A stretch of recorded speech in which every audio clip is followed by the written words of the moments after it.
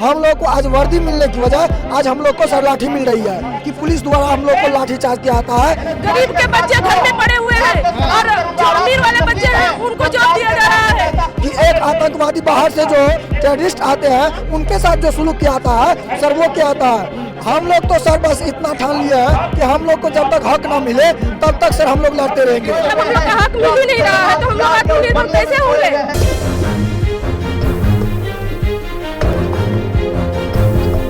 बढ़ते बेरोजगारी को लेकर जिस तरीके से छात्र आंदोलन कर रहे हैं, हमारे साथ कुछ छात्र मौजूद हैं, उनसे जानने की कोशिश करेंगे वो इसको किस तरह से देखते हैं। आपका नाम? सर मेरा नाम दिलीप कुमार है।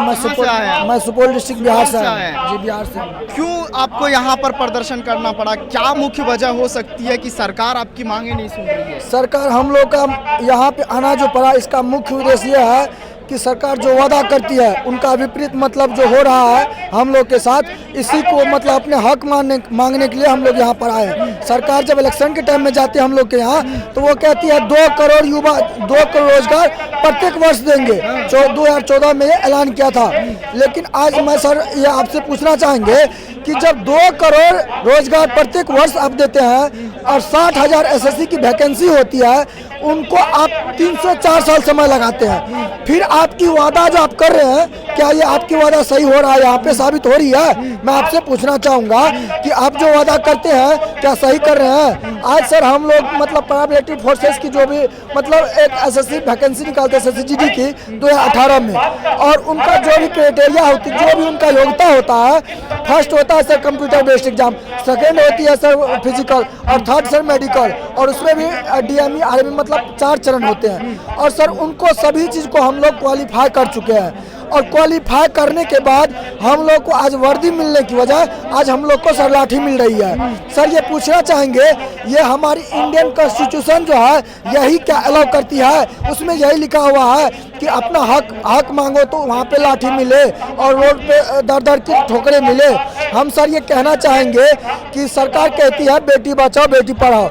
आज हमारे साथ हमारी बहनें अनेक स्टेट से जैसे कि बिहार, पश्चिम बंगाल, राजस्थान, असम, उड़ीसा, हरियाणा, उसके बाद चंडीगढ़, दिल्ली, मुंबई, महाराष्ट्र, मतलब हर एक जगह सर आए हुए हैं। तो आज जो हमारी सरकार जो है हम लोग बराबर जो है लगभग 1 महीना सर हम लोग प्रोटेस्ट पे हैं जंतर मंतर पे।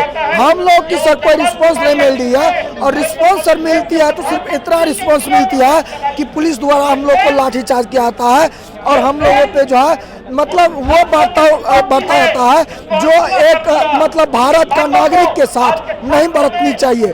सर हम लोग के साथ वो व्यवहार किया जाता है कि एक आतंकवादी बाहर से जो टेररिस्ट आते हैं उनके साथ जो सुलूक किया जाता है सर वो क्या आता है। सर हम लोग जो है कहीं पर हम लोग को एक साथ बैठने भी नहीं देते हैं, और पुलिस वाले हम लोग को सर खिदारते हैं। यहाँ तक कि जो भी है सर हम लोग को शरण देते हैं तो उनको भी जाकर के धमकाते, जैसे कि गुरुद्वारा हो गया, ये आश्रम हो गए, रैन बसेरा, उनमें सर हम लोग को जगह मिला था। कल पुलिस वाले ने वहाँ भी जाकर के इतना धमकाया हमको, रात में हम लोग को वो भी सोने नहीं दे रहे थे। कुछ तो मतलब हमारे अभी आप लोग कहाँ रह रहे हैं? सर वहाँ पे बहना लोग को तो हम एडजस्ट कराते हैं अपनी बहनों लोग को, और हम लोग सर फुटपाथ पे सोए हैं। और इसी प्रकार से सर हम लोग जो ये प्रण ठान लिया है जब तक सर हम लोग को हक नहीं मिलेगा कैसे करते रहेंगे? कभी फुटपाथ पे सोएंगे, रैन बसेरा से भगा दिया जाता है, कैसे झेलेंगे इस दर्द? हम लोग तो सर बस इतना ठान लिया है कि हम लोग को जब तक हक ना मिले तब तक सर हम लोग लड़ते रहेंगे। सरकार सुनने को तैयार नहीं है ना? सरकार सर नहीं सुन रही है ना, इसी कारण से तो हम लोग का ये हाल है।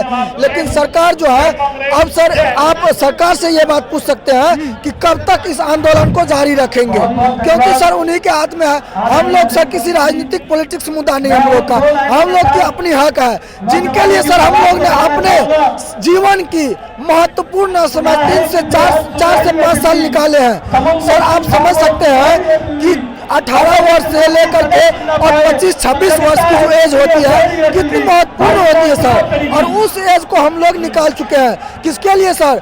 मतलब SSC जो है हम लोग के साथ जो है इतनी लंबा मतलब भर्ती प्रक्रिया में लंबी समय लगाई है, और उसके कारण से हम लोग का सर एज ओवर एज हो चुका है।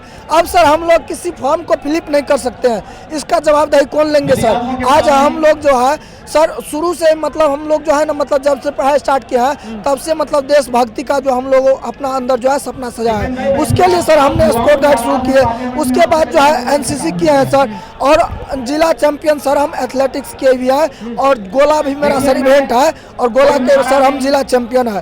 फिर सर सरकारी हमारी बातों को क्यों नहीं सुन रही है और क्यों अनदेखी सुन करके भी अनसुनी कर रही है। सर आप लोग सोचते होंगे कि सरकार के कानों तक शायद ये आवाज़ नहीं पहुंच रही है, लेकिन सर मैं आपको बता देना चाहूँगा कि हम जो है मेमोरेंडम एप्लीकेशन के माध्यम से गृह मंत्रालय अमित शाह जी को बीजेपी हेडक्वार्टर में, उनके बाद राष्ट्रपति भवन में, हर जगह सर जितने भी MP MLA होते हैं सभी के दफ्तर में हम लोग दे चुके हैं। फिर भी सर हमारी बातों को ना सुन रही है और ना कोई रिप्लाई दे रही है। सर हाथ तो तब हो जाती है, विश्व कहती है ये भारत जो है युवाओं की देश है। आज युवा जो है यहाँ पर उस योग्य होते हुए अपने मृत्यु का जो है पत्र लिख रहा है प्रधानमंत्री मतलब राष्ट्रपति जी को, लेकिन उनका भी रिप्लाई नहीं मिल रही है। सर भारत की ये मुद्दा, भारत की ये नीति है कि आज युवा जो है मृत्यु मांग रहे, इच्छा मृत्यु मांग रहे, और ये जो है हम लोग के साथ वो कोई रिस्पॉन्स नहीं मिल रहा है जो हम लोग को मिलना चाहिए।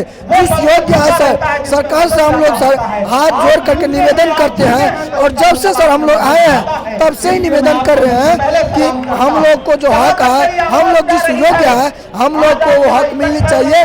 बस यही सरकार से हमारी मांग है सर। संसद के बगल में ये हंगामा हो रहा है और छात्र बेरोजगारी को लेकर मांग कर रहे हैं। हमारे साथ कुछ छात्रा मौजूद है, उनसे जानने की कोशिश करेंगे। आपका नाम? प्रीति गुप्ता। कहाँ से आए हैं? यूपी से। क्या कहेंगे आप? सरकार को लगातार आप लोग जो है मांगे कर रहे हैं अपनी, लेकिन सरकार सुनने को तैयार नहीं है। हाँ, सरकार तो सुनने को तैयार नहीं है, लेकिन हम यही कह सकते हैं ना कि हुआ तो मतलब गूंगी हो गई है, अंधी हो गई है या क्या हो गई है हमें नहीं मालूम, लेकिन वो क्यों नहीं सुन रही है ये हमें समझ में नहीं आ रहा है। हम लोग कैसे समझे?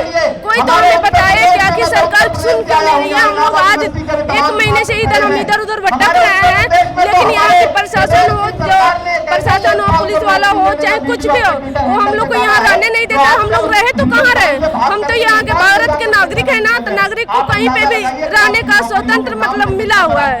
हमारे जो भारत है वो स्वतंत्र है, हम कहीं पे भी रह सकते हैं, तो फिर क्यों नहीं रहने दिया जा रहा है हमें यहाँ?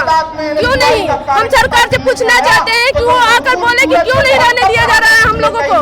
हम लोग को तो एक सेफ सुरक्षित जगह नहीं मिल रही है, तो हमको सड़क पर क्यों नहीं रहने दिया जा रहा है? वो बताए कि हाँ हम लोग का हक नहीं है, तो वो भी बताए हमें, तो हम लोग अपने अपने घर चले जाएंगे। तो वो भी तो नहीं कोई कुछ कह रहा है ना, तो हम लोग क्या करें? प्रधानमंत्री नरेंद्र मोदी कह रहे हैं देश में सब अच्छा चल रहा है। नहीं, जब ये जीते थे तो हमारे घर में हमारे गांव वाले कह रहे थे कि अच्छी सरकार बनी है, अच्छा मतलब विकास करेगी, हमारा जो देश है उन्नति करेगा, लेकिन ऐसा कुछ नहीं है। गरीब के बच्चे घर में पड़े हुए हैं और जो अमीर वाले बच्चे हैं उनको जॉब दिया जा रहा है। क्यों? यहाँ पे जितने भी भाई बहन हमारे उपस्थित हुए हैं सारे लोग ऐसे कंडीशन में हैं जिनके पास मतलब केवल खाने के लिए पैसे माँ बाप कमाते हैं, उनके पास ऐसी क्वालिटी नहीं कि उसको अच्छा पढ़ाई करा के उसको अच्छा जॉब दिला सके। क्या कहेंगे फिर जिस तरीके से लगातार प्रदर्शन कर रहे हैं आप लोग, और उसके बाद सरकार कह रही कि आत्मनिर्भर भारत बनाएंगे? आत्मनिर्भर कुछ नहीं, ये सरकार कहती है कि आत्मनिर्भर बनो। आत्मनिर्भर हम लोग बन रहे हैं, शिक्षित हो गए हैं, लेकिन कैसे कैसे हम लोग आत्मनिर्भर बने जब हम लोग का हक मिल ही नहीं रहा है, तो हम लोग आत्मनिर्भर कैसे होंगे?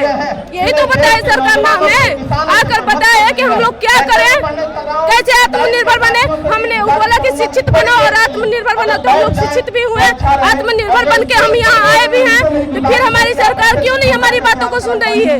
कहाँ बैठी हुई है? तो हमारे चैनल के माध्यम से मौजूदा सरकार से क्या कहेंगे आप? कुछ नहीं कहना चाहते, क्योंकि इतने दिन से हम लोग कह रहे हैं, कहते कहते हमारे जो मुंह है थक चुके हैं और हमारे जो कंडीशन है वो बहुत खराब हो चुके हैं। सरकार से इतना ही रिक्वेस्ट है कि जितना भी जल्दी हो सके वो हमारी बातों को सुने और हमारा निवारण करे, जैसे हो सके वो निवारण करे। बहुत शुक्रिया। ये वीडियो अगर आपको पसंद आया हो तो इसे लाइक करें, कमेंट करें, शेयर करें, और हाँ हमारे चैनल को सब्सक्राइब करना ना भूलें ताकि देश विदेश से जुड़ी खबरें आप मिस ना करें, क्योंकि कोरोना काल में 2 गज दूरी, मास्क है जरूरी।